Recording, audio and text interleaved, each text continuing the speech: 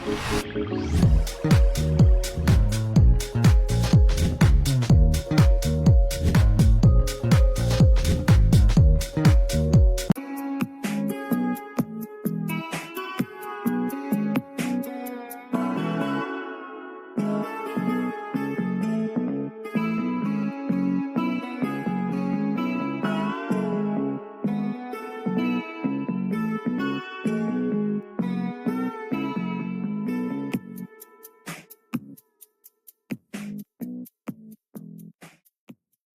Chillers, balik lagi nih sama kita berdua. Gue Sophie, gue Velma di podcast OTD, obrolan of the day, topik masa kini.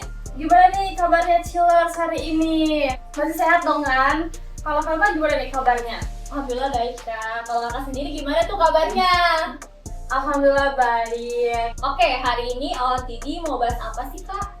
Jadi hari ini tuh OTD mau bahas tentang yang lagi viral nih Vel, yaitu edit foto pakai AI di AI Gemini. Tahu kan Vel yang lagi viral? Tahu banget, itu tuh viral banget di TikTok gak sih? Bener banget. Nah kali ini kita juga nggak cuma berdua Vel, kita bakal kedatangan teman-teman kita yang kece, yang keren abis pokoknya. Kita langsung aja kali ya perkenalan. Ya, langsung aja mulai perkenalan. Halo, nama gue Dimas, gue di sini sebagai pembudaya. Halo, nama aku Agustina, panggil Agatha. Aku di sini jadi fotografer profesional. Ya, nama gue Nuralima. Gue di sini sebagai pengamat NI. Oke, langsung aja kali Kak. Boleh. Ke pembahasan selanjutnya. Oke, sebelum kita bahas soal fenomena ini, ada yang tahu nggak sih apa itu AI? Tahu banget. Apa tuh Vel AI? Bisa jelasin nggak? Dari beberapa artikel yang aku baca nih, AI itu kayak kecerdasan buatan manusia. Jadi kemampuan mesin buat niruin cara kita kerja, terus memahami, belajar, dan bikin keputusan dari data yang kita kasih nih Kak. Nah benar, itu juga konsep AI itu pertama kali ada pada tahun 1956.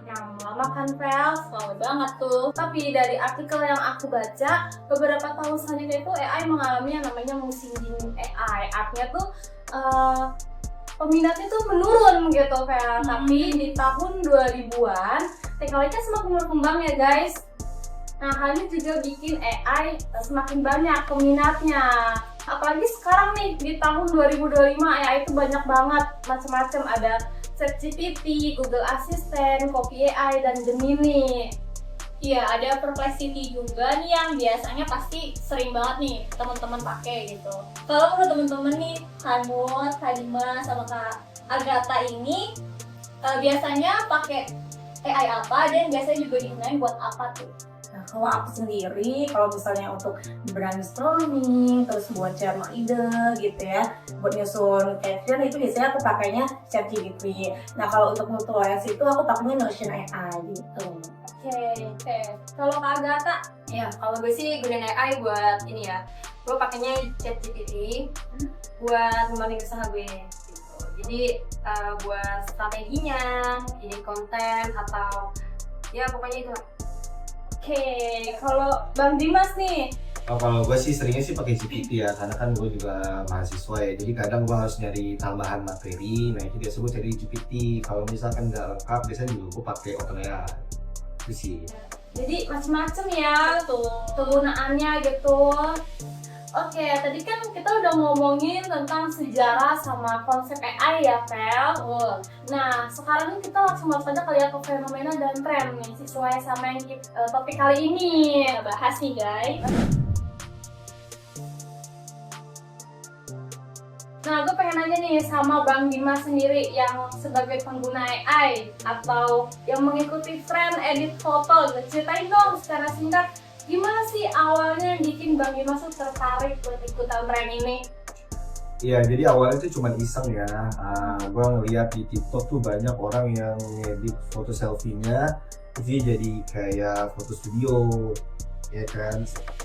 Terus akhirnya gue coba nih menggunakan Gemini, cukup dengan menulis prompt seperti pencahayaan, potret dan latar belakang yang bersih, dan itu benar hasilnya tuh kayak di foto studio, dan teman-teman gue juga ngakuin itu gitu. Pernah nggak sih selama ngedit di AI gitu ada gagal gitu fotonya, misalnya kayak mukanya berubah? Iya, pernah sih gue sekali, muka gue tuh berubah beda banget kayak orang lain jadinya. Nah, ada pula yang warna rambut gue tuh nggak sesuai sama rambut warna gue. Itu sih pernah. Itu bener bisa. Gue kan ada cahayanya juga sih.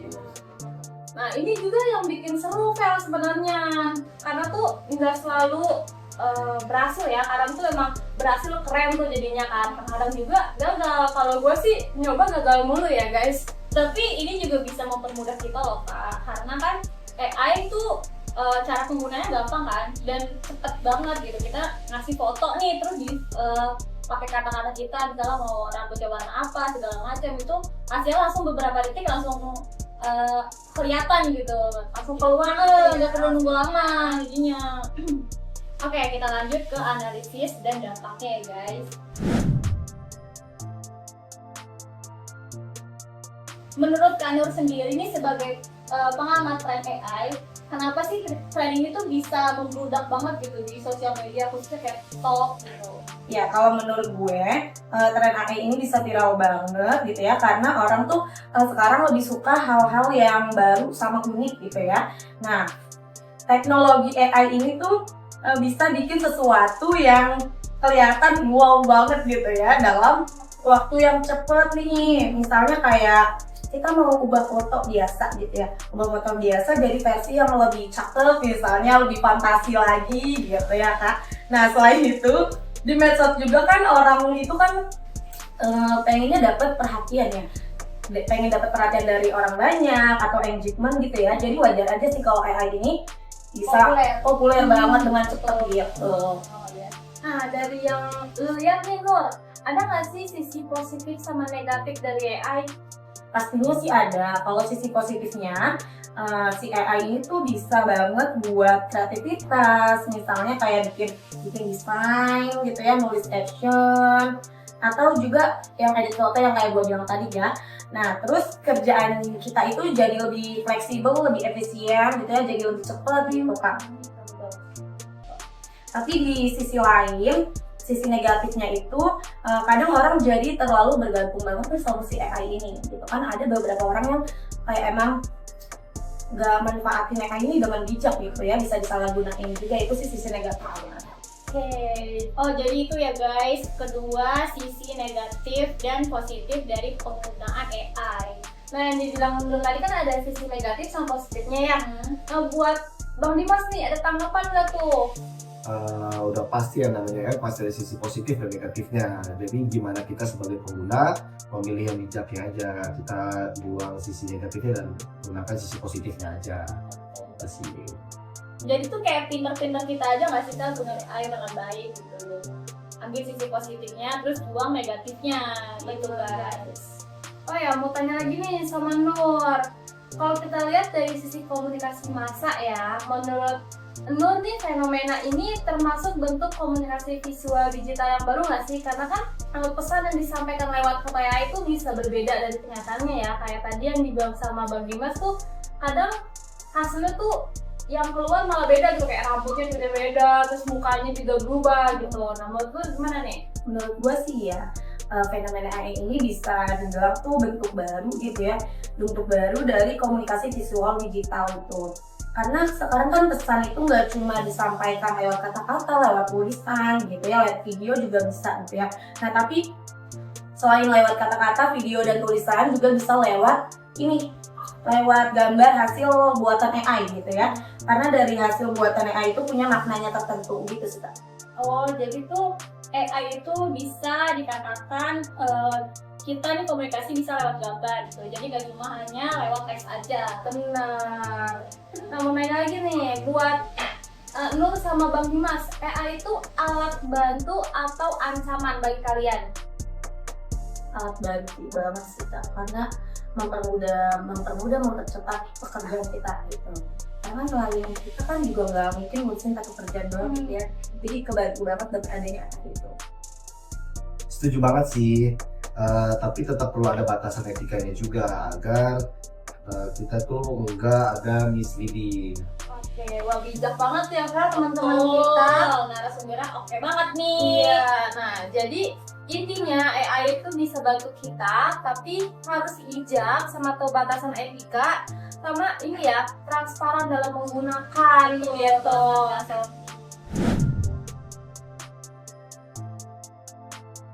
Dan tadi kan kita udah ngobrol-ngobrol ya sama Bang Dimas, sama Nus. Sekarang kita mau tanya-tanya sama yang profesional. Siapa Felma? Kita sambut ke Agatha sebagai fotografer. Terima kasih. Nah, gue mau tanya nih sama Agatha sebagai fotografer. Kalian itu bisa jadi ancaman nggak sih? Karena kan sebagai fotografer gitu. Gimana tuh? Iya, sebenarnya sih gue nggak nganggap bahaya atau ancaman ya. Malah itu justru jadi challenge buat fotografer profesional gitu, biar lebih ngembangin juga. Nah, AI itu bisa jadi alat bantu juga sih, seperti tadi yang diomongin sama Kak Nur dan Kak Dimas. Jadi alat bantu supaya lebih mudah gitu menemukan konsep gitu sih. Wah, keren banget nih Agatha. Jadi AI itu bisa dimanfaatkan sebagai partner, bukan menjadi musuh ya. Tuh, Keren dan kreatif. keren banget Kak Agatha. Oke, terakhir nih buat Kak Agatha, ada gak sih saran buat teman-teman nih, khususnya para chillers nih OOTD yang lagi nonton di rumah terhadap fenomena ini? Oke, jadi sebenarnya tuh sarannya ya jangan manfaatin AI buat hal-hal yang negatif gitu kan. Apalagi buat nipu orang gitu, kayak dirubah gitu kan. Jadiin foto orang jadi tumbal gitu. Kan kasihan ya. Intinya jangan ngerugiin orang lain deh. Kalau pakai AI, pakai untuk yang positif gitu sih. Jangan yang negatif. Wah, seru banget nih Felma obrolan kita hari ini. Gak kerasa ya kita ngobrol tuh udah cukup panjang banget tentang AI ini. Dari tanggapan teman-teman kita tadi, intinya tren from jadi potret ini kita bisa belajar kalau AI ini bisa merubah cara kita berkreasi ya. Bener banget Kak Sophie, jadi tanggung jawab AI itu ada di penggunanya sendiri. AI itu bukan jadi musuh, tetapi sebagai teman kreatif asal nggak bikin kita kehilangan jati diri kita sendiri dan nggak condong ke hal negatif ya. Iya, terima kasih nih buat Bang Dimas, buat Agatha, buat Nun yang udah mau ngobrol soal fenomena edit foto pakai prompt di AI Gemini. Dan buat para listener, jangan lupa nonton OOTD episode kali ini dan tunggu juga ya episode selanjutnya. Sampai jumpa, bye-bye. Nah, tadi kan Tapi masih masalah kita juga bingung ngapain begini. Oke, sebelum kita bahas soal fenomena ini, ada yang tahu nggak sih apa itu AI? Jawab, Bu. Gue dulu. Kalau gue sih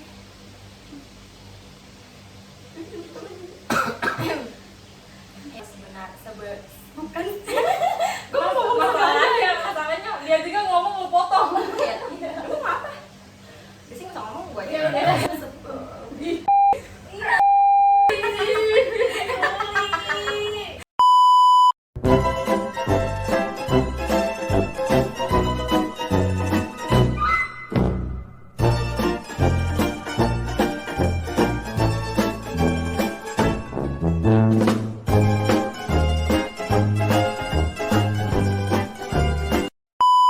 Waspada, resiko upload foto pribadi menggunakan AI. Pernah coba aplikasi AI yang bisa edit wajahmu? Seru sih, tapi hati-hati. Ada risiko besar di baliknya. Saat upload foto ke AI, fotomu bisa dipakai untuk latih model AI. Bisa tersimpan lama di server, bahkan bisa disalahgunakan untuk deepfake, iklan palsu, atau pencurian identitas. Ingat, data wajahmu, identitas pribadimu, sekali tersebar di internet, jejak digital sulit dihapus. Jadi, pikir 2 kali sebelum kasih data pribadimu ke aplikasi yang tidak jelas keamanannya. Yuk, lebih bijak dalam menjaga privasi. Pesan layanan himbauan dan edukasi ini disampaikan oleh Direktorat Reserse Siber Polda Metro Jaya.